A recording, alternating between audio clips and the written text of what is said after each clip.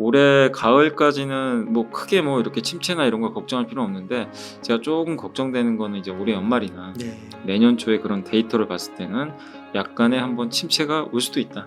네. 그 침체는 오히려 또 한 번의 기회가 된다. 아.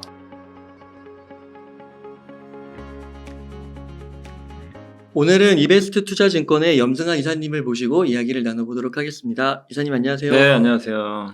네, 이사님 셀프 소개 한번 부탁드리겠습니다. 네, 안녕하세요. 저는 이제 이베스트 투자증권에서 현재 이제 근무하고 있는 염승환 이사라고 합니다. 제가 또 이렇게 또 몇 달 된 것 같은데 네. 이렇게 또 이렇게 불러주셔서 감사드리고 오늘도 저의 좀 인사이트 좀 한번 잘 전달해드리고 가도록 하겠습니다. 아, 네.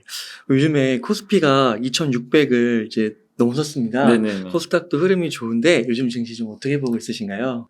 그러니까 이제 2,600까지는 저희 이제 이베스트에서도 예상을 안 한 건 아닌데 네.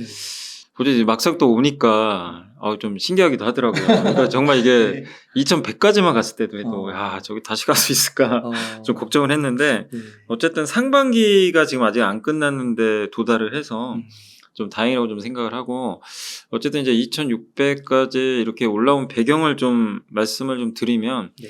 결국에 이제 상반기까지 이렇게 강세였던 건 작년과 반대였던 것 같아요. 작년의 악재가 이제 희석된 거죠. 네. 작년의 악재가 뭐였죠? 그 고물가. 음. 근데 이제 물가 꺾이고 있잖아요. 네. 그래서 미국 연준도 이제 금리 인상 멈출 것 같고 그게 좀 크고 두 번째가 중국 경제가 작년과 다르잖아요. 네. 어쨌든 작년에 셧다운했고 네.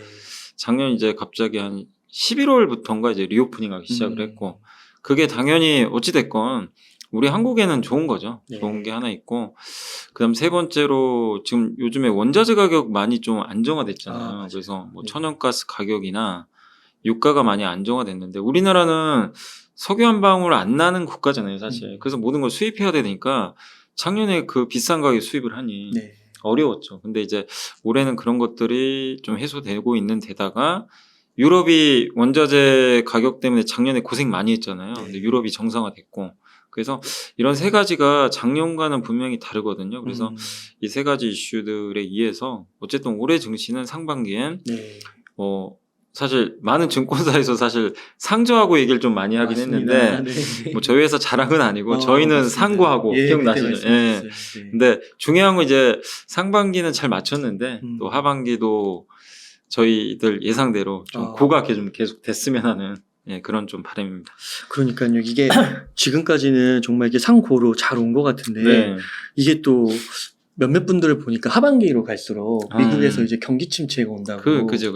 해가지고 한번 하락이 네. 뭐 2분기 말이나 3분기 초까지 있을 수 있다 뭐 이렇게 얘기도 네. 하시더라고요. 이런 건 어떻게 생각하세요? 근데 이게 저도 경기 침체 걱정을 안 한 건 아닌데 작년 말부터 이제 계속 경기 침체 얘기가 계속 나왔잖아요. 왜냐하면 그렇게 금리를 올리는데 네. 경기 침체 오는 게 어떻게 보면 다 정상이라고 봤어요. 사실은 네. 금리가 너무 높았기 때문에 또 수요도 부진하고 근데 지금 올해 상반기까지 흐름을 보면 경기 침체가 진짜 이거 온다고 하는 게 맞나 할 정도로 미국 경제는 굉장히 단단했거든요. 네.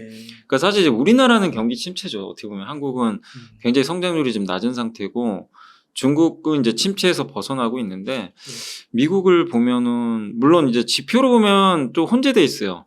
경제 성장률은 뭐 마이너스 나니까 이거 진짜 침체 아닌가? 제조업 지표 보면요 그냥 거의 역대급으로 지금 안 좋아요. 제조업을. 근데 서비스업 지표는 또 너무 좋아요. 그러니까 이게 미국 경제를 딱 보면요 이게 딱 갈라져 있는 거죠. 제조업은 침체가 맞는데 미국 사람들이 소비하는 거나 서비스업이나 아니면 그 고용 지표 있잖아요. 네. 실업률 굉장히 낮잖아요. 너무 좋아요. 네, 그거 보면은 이거 네. 침체 아닌데? 왜냐하면 미국이 그동안 침체 보일 땐 다 실업률이 급등했어요. 되게 안 좋았죠. 실업이 안 좋아지고 고용 안 되면서 미국 경제가 부러지고 이게 그동안의 공식인데 지금은 다른 거는 모르겠는데 실업은 좋단 말이에요. 네. 그러니까 침체가 진짜 맞나? 되게 헷갈리죠, 지표들이. 근데 어쨌든 공식적으로는 실업률이 안 좋아야 침체이기 때문에 미국 경제는 어쨌든 상반기 좋았어요. 네. 그것만 놓고 보면. 그렇기 때문에 근데 하반기에 과연 그러면 진짜 침체로 갈 거냐?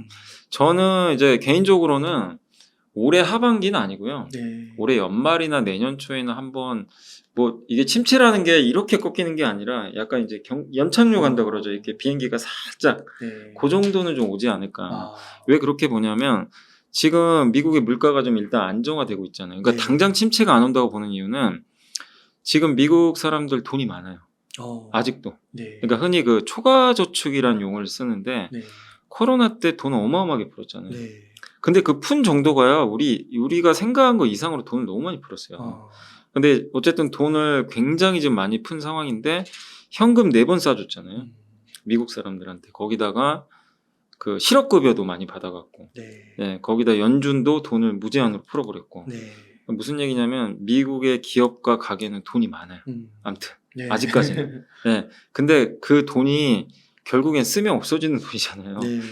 그래서 요새 그 미국의 가계 현황을 보면 초과 저축을 거의 안 해요. 네. 근데 그동안 쌓아놓은 돈들이 있으니까. 그러니까 네. 내 계좌에 아직은 내가 좀 버틸 수 있는 돈들이 남아있는 거예요. 근데 이제 끝은 보이죠. 네. 이거 몇 달 후면 없어지겠는데? 네. 그게 한 올해 연말이나 네. 내년 초 정도로 보거든요. 그러면 미국의 소비가 좀 꺾일 가능성이 있고 그때쯤 되면 미국의 실업률도 올라갈 가능성도 있거든요. 네. 왜냐하면 사람들이 그때쯤 되면요. 이제 야 이거 빨리 일자리 구해야 되겠다. 큰일 났다. 네, 그럴 수도 있어요. 근데 지금은 돈이 있으니까 네. 좀 여유가 있어요. 네, 그래서 올해 가을까지는 뭐 크게 뭐 이렇게 침체나 이런 거 걱정할 필요 없는데 제가 조금 걱정되는 거는 이제 올해 연말이나 네. 내년 초에 그런 데이터를 봤을 때는 약간의 한번 침체가 올 수도 있다. 네, 그래서 지금 올해 어쨌든 하반기까지 너무 막 침체에 대해서 네. 당장 걱정할 뭐 그런 건 아니다. 아직은 돈들이 좀 많은 상태다. 그게 소진될 때까지는 좀 시간은 걸린다. 이렇게 저는 좀 보고 있습니다. 그 침체가 지연된다면은 지금 막 주식을 다 팔고 현금 보유하고 뭐 특별히 막 그럴 필요는 없다고 보시는 건가요? 야, 그럴 필요는 없고요. 왜냐하면 또 만약에 침체가 온다고 해도 이렇게 좀 보시는 게 좋을 것 같아요. 이 침체가 정말 이제 흔히 말하는 뭐 기업이 부도나고 네. 공포가 오고 진짜 경제가 망가지고 네. 이런 침체면 말씀하신 대로 현금 하는 게 맞아요. 맞는데 그런 침체로 갈 가능성 거의 없는 것으로 저는 좀 보고 있고 이제 그렇게 보는 배경에는 일단 이번에 그 얼마 전에 3월이었죠. 미국의 실리콘밸리 은행이 이제 파산하면서 네. 지역은행 리스크가 컸을 때 많은 분들이 좀 걱정했잖아요. 이거 미국 맞아요. 은행이 이제 망하나? 이건 진짜 리먼 사태가 나면 어떡하지 걱정들을 많이 했는데 지금 지나놓고 보면 사실 또 사람들 지금 요새 지역은행 아무도 신경 안 쓰잖아요. 맞아요. 그러니까 요새 얘기도 안 나오고 근데 되게 좀 특이했던 게 금리 올리면 뭔가 망하긴 망해요. 뭐가 됐건 간에 2008년도는 미국 가계가 망했죠. 부동산 때문에. 네. 기업도 망하고 네. 은행도 그때 힘들어졌고 IMF 때 기억나시죠? 우리 기업이 위험했잖아요. 그때 부채가 너무 많아가지고. 네. 근데 이번엔 되게 좀 독특한 게 그 은행이 망하고요. 기업과 가게는 멀쩡해요. 네. 되게 이상하죠. 네. 되게 원래 그게 아닌데. 네. 근데 뭐냐면 채권자가 망해버렸고 네. 채무자는 버텨요.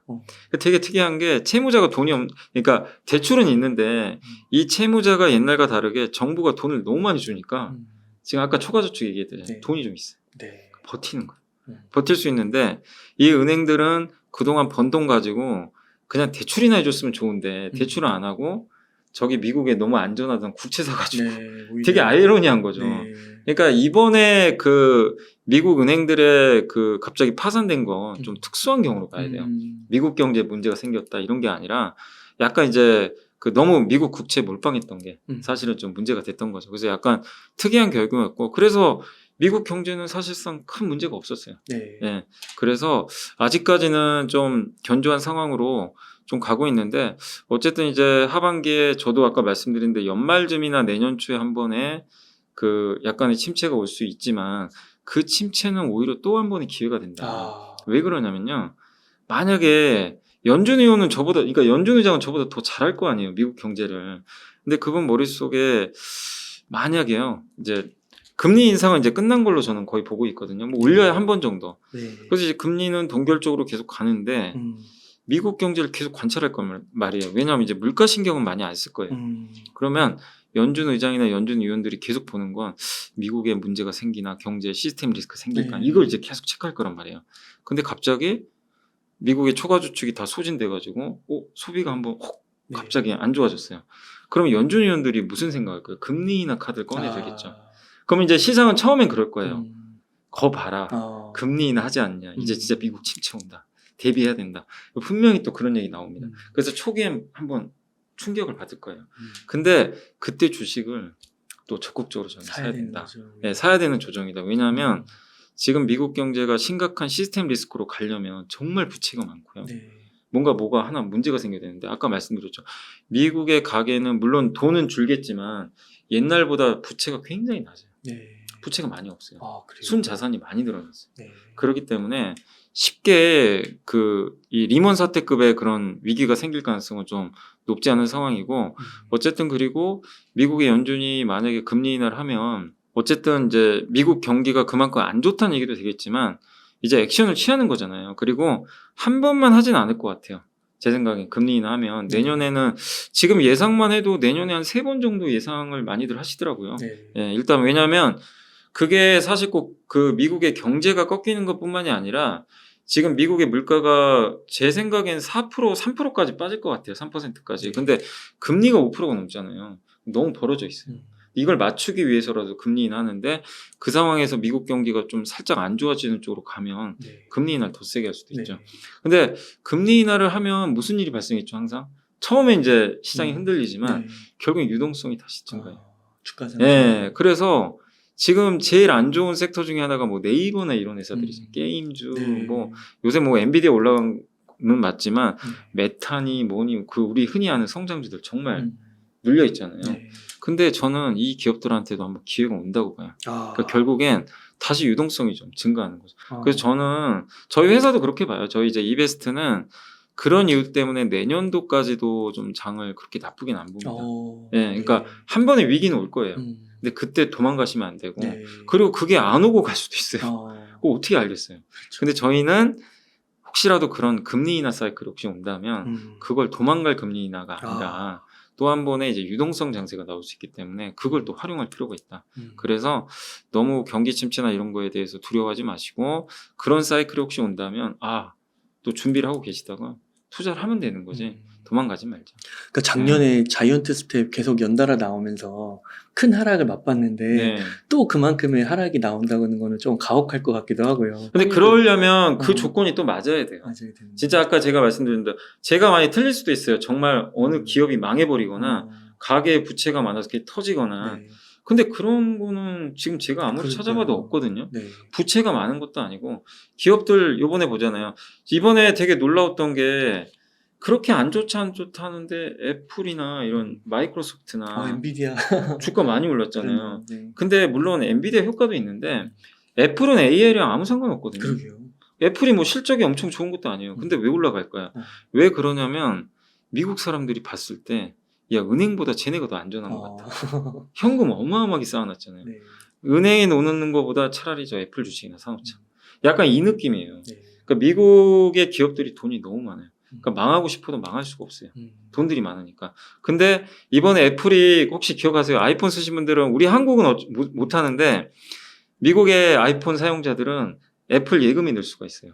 그래요? 그 애플 예금을 얘기를 했더라고요. 뭐냐면 애플 예금에 가입을 하면 금리 4% 주겠다. 와, 정말요? 놀랍죠. 근데 미국은 예금 금리가 우리랑 달라서 우리는 대출 금리 오르면 예금 금리도 올라가잖아요. 작년에 아마 예금 금리 막 5%도 한번 나왔었잖아요. 그래도 지금 빠졌지만 근데 미국은 그렇게 금리가 오르는데도 예금 금리가 1%를 절대 안 넘어요. 그렇게 돼 있더라고 구조가. 그러니까 이제 미국 사람들 예금 잘 안 해요. 근데 은행이 망하니까 이거 뭐지? 야, 이럴 바에 애플에 넣어놓자. 주식 사든가 여기에 예금이나 하자. 그러니까 이제 애플로 돈이 더 몰리는. 그러니까 미국 증시는 그러니까 한번 생각을 해보세요. 미국에 이번에 실업률이 발표됐거든요. 실업률이 좀 올랐어요. 5월달에 고용자는 늘었는데 되게 이상하잖아요. 고용자 수가 늘면은 실업률이 낮아야 되잖아요. 근데 그 실업률이 갑자기 점프를 한 거예요. 그래서 사람들이 이상하다 그런 거예요. 근데 그 이유가 뭐냐면 자영업이 좀 안 좋나 봐요. 미국에 그 자영업하시는 분들 많잖아요. 미국도. 그럼 거기 고용하잖아요. 그 사람들 해고가 많았대요. 자영업이 힘들어지니까. 그러니까 그런 것만 보면은 야, 미국 경제 이거 나쁜 거 아니야? 이럴 수 있는데 미국의 그 고용자 수는 기업을 설문조사한 거예요. 기업한테 가가지고 이번에 고용 좀 했습니까? 많이 했어요. 서비스 위주로. 그러니까 고용자 수는 늘었어요. 근데 주식시장은 자영업을 반영하는 게 시장이 아니에요. S&P나 뭐 나스닥 기업. 근데 많은 분들이 좀 불안해하시는 거예요. 야, 이거 빅테크만 가는데 뭐가 좋은 시장이냐. 이 얘기 많이들 하시잖아요. 주식시장 원래 그래요. 애플이 가서 지수 오르면 오르는 거예요. 그 시가총액이 많은 부분이 네, 아니 애플 하나만 3,500조인데 그 회사가 이렇게 움직이고 엔비디아 몇 개 움직여버리면 나머지 안 가도 증시가 가요.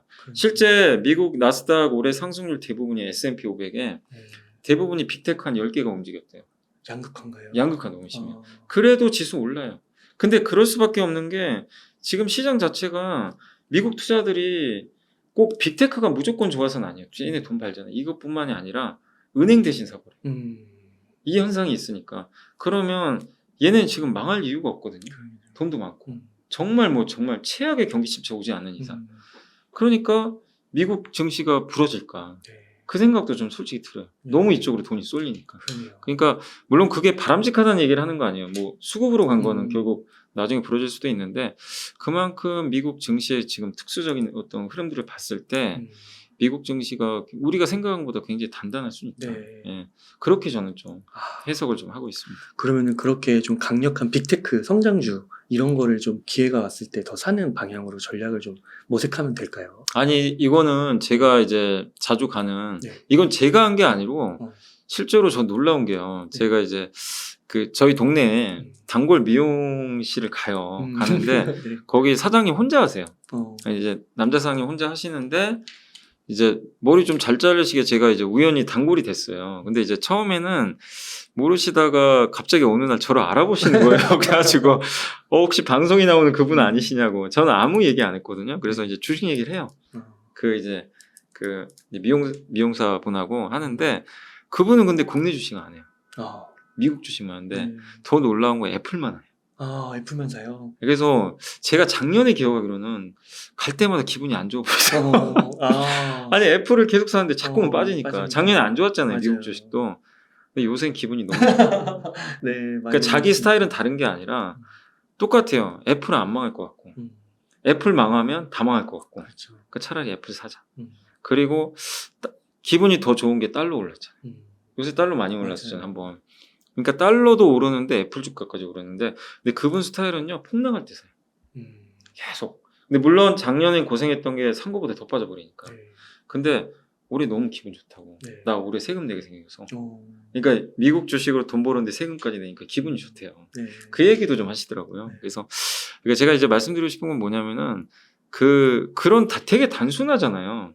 미국 주식 애플을 정밀 분석할 것도 아니고 우리가 근데 그런 위대한 기업의 워런 버핏처럼 빠졌을 때 샀는데 그냥 시간과 함께 했더니 수익이 나요. 그래서 저도 이제 말씀드리고 싶은 게 미국 주식 이게 정말 중요한 팁인 게 미국 주식을 너무 거창하게 하실 필요 없고 우리가 잘 아는 좀 미국의 위대한 기업들 있잖아요. 그게 코카콜라가 될지 그 선택은 여러분이 해보세요. 다만 워런 버핏이 샀던 기업들 있잖아요. 이런 기업들도 좋고 그런 기업들을 반드시 좀 급락장에 급락장 또 올 거 아니에요. 영원히 상승장 오겠습니까? 그럴 때 분할로 다 봤다는 거예요. 그러니까 수익이 난 거예요. 근데 절대 오를 땐 또 안 사요. 그러니까 한번 여러분들도 고민을 해보세요. 미국의 그 유명한 기업들을 공부를 좀 해놓고 있다가 정말 좀 안 좋은 증시 상황이 왔을 때 분할로 접근하시면 저는 좋고 당부드리고 싶은 뭐냐면은 제발 미국 주식 투자할 때 레버리지나 그 인버스 있잖아요. 그거 좀 하지 마세요. 좀 제발. 그 3배짜리 엄청나게 사시더라고요. 3배짜리 보면 어떤 사이트 보면 우리 한국의 개인 투자분들이 제일 많이 산 거 순서대로 볼 수 있잖아요. 맞아요. 거기 보면 항상 탑으로 돼 있는 게 3배짜리. 천연가스도 샀어요. 그래요. 천연가스 폭락했거든요. 천연가스 상승할 때 이제 수익 나는 그 ETF 있어요. 반대로 갔죠. 어마어마한 손해고요. 그 다음에 나스닥에 반대로 3배 베팅하는 거. 손실률이 장난이 아닙니다. 그러니까 당부드리고 싶은 거 여러분이 지수 맞출 능력 있어요? 저도 못 맞춰요. 좀 미국 주식은 개별 기업은 맞출 수 있다고 쳐도 미국의 지수를 어떻게 맞춥니까? 그건 맞출 방법 없어요. 그리고 3배짜리는 당장 내가 수익이 나더라도 한번 까먹으면요. 지수가 원상복구 돼도요. 3배는 회복이 안 돼요. 예. 그러니까 그만큼 되게 어려운 건데 제가 좀 당부드리고 싶은 거는 미국 주식을 해도 개별 기업을 하시든가 아니면 한 배짜리 있잖아요. 한 배 뭐 미국 스파이 있잖아요. 네. 스파이 같은 거 모으는 거 좋잖아요. S&P 빠질 때. 예, 요건 그냥 그대로 지수랑 똑같이 가니까. 빠지면 빠지는데 이런 것들은 좋은데 역방향에 투자한다거나 아니면은 그 3배짜리 요건 좀 하지 말자. 그리고 이게 예전에도 제가 한번 방송에서 말씀드렸던데 저는 인버스 하지 말라 그래요. 네. 왜 그러냐면요. 이 사람 마음이 망가져요. 밤에 잠잘 때 떨어져 안 좋은 일이 생기길 바라야 돼요. 그러니까 미국 경제에 뭔가 큰 문제가 근데 그 미국 주식시장이 망가지고 우리나라 주식시장이 망가진다는 건 그만큼 고통받는 사람들이 많아진다는 거거든요. 네. 근데 인버스 투자하는 사람은 기분 좋잖아요. 네.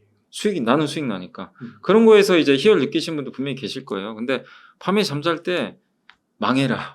진짜 사실 이렇게 된다니까요. 그렇죠. 잠잘 때. 근데 그게 뭐 하는 거예요, 사실은. 근데 진짜 사람 심리가 그렇게 또 돼요. 자기가 그 포지션을 갖고 있으면 그렇죠. 안 좋은 쪽으로 생각해요. 그러면 마음도 망가지더라고요. 그래서 저는 제발 인버스는 하지 말자. 네. 그걸 좀 말씀드리고 싶어요. 그러면은 조금 1순위라고 할까요? 좀 노려봐야 되는 주식으로는 그 미국 주식의 좀 위대한 기업. 네, 뭐 누구나 애플도 많아요. 좋고 다만 지금 올랐으니까 전 맞습니다. 지금은 좀 기다리자. 기다리자. 타이밍을 좀 보자는 얘기고 네. 다만 미국에서도 정말 그러니까 그 누구도 대체할 수 없는 기업들 있잖아요. 네. 예를 들면 그러니까 애플 있고 여러분도 아시잖아요. MS 누가 대체할 거야? 맞아요. 구글 아무도 대체 못해. 코카콜라 음. 근데 그런 기업들 다 누가 샀습니까? 버핏이 사고 있잖아요. 음. 그러니까 물론 테슬라는 산 건 아닌데 테슬라는 물론 대체할 수도 있어요. 다른 기업이. 근데 제가 봤을 때는 테슬라만의 그 비즈니스 모델을 완벽하게 누군가 대체하기는 저는 좀 어렵다고 보거든요. 네. 그 테슬라도 있을 거고 엔비디아도 작년에 주가 반토막 났어요. 그런 기회가 왔었는데 지금은 몇 배 올랐지만 근데 엔비디아도 누군가 대체를 못하니까 네. 그러니까 한마디로 한번 찾아보셔가지고 미국 기업 중에 전 세계 누구도 대체 못하는 기업 네. 그게 있으면 급락장이 온다면 편입을 해도 저는 괜찮다. 1순위군요. 예, 예. 저거는 그냥 예금 넣는 거랑 사실 좀. 그 미국은 은행보다 더 튼튼하다. 예, 그 배당도 주잖아요. 음. 예, 그러니까 그런 면에서는 한번 고민을 해보시면, 그러니까 너무 지수형 상품에 베팅하지 마시고 개별 기업 한번 하시면 어떨까? 네. 그 말씀 드리겠습니다.